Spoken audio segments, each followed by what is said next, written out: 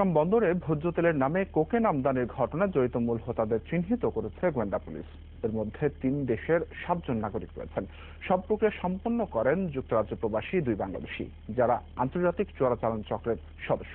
চট্টগ্রাম ও ঢাকা থেকে গ্রেফতার 4 জনকে রিমান্ডে জিজ্ঞাসাবাদে চাঞ্চল্যকর আরও তথ্য পেয়েছে মামলার তদন্তকারী সংস্থা। চক্রের সদস্যদের ধরতে ইন্টারপোলের সহায়তা নেওয়ার কথা ভাবছে পুলিশ।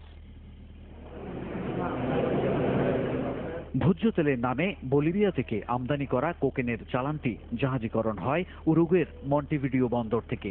সেখান থেকে সিঙ্গাপুর হয়ে আসে চট্টগ্রাম বন্দরে। তদন্ত কর্মকর্তাদের মতে পুরো ঘটনার নেপথ্যে রয়েছে সংঘবদ্ধ চক্র।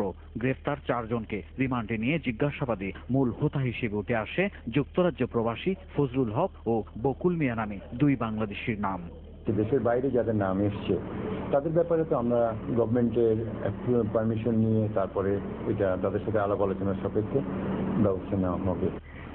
চক্রটিকে ধরতে আন্তর্জাতিক সংস্থার সহায়তা নেওয়ার চিন্তা ভাবনা করছে পুলিশ।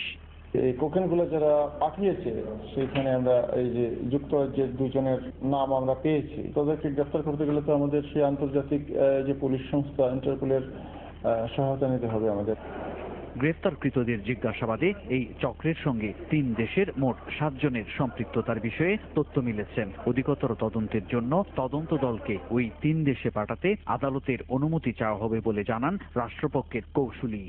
তদন্তে আসছে যে ইংল্যান্ডের আপনার 4 জন এখানে সম্পৃক্ত আছে, ভারতের আপনার 2 জন সম্পৃক্ত আছে, বলিভিয়ার 1 জন সম্পৃক্ত আছে। সেই জন্য আমাদের একটি ইচ্ছা আছে, ক্লু যদি পাই যে হ্যাঁ আমাদের বাইরে যাওয়ার প্রয়োজন, তখন আমরা আদালতের কাছে নিবেদন করব আমাদেরকে একটা টিম বাইরে পাঠানোর জন্য। কোকেন আটকের ঘটনায় এখন পর্যন্ত 4 জনকে রিমান্ডে নিয়ে জিজ্ঞাসাবাদ করা হয়েছে। তাদের দেয়া তথ্য মতে রোববার গ্রেফতার করা হয় আরও 1 জনকে।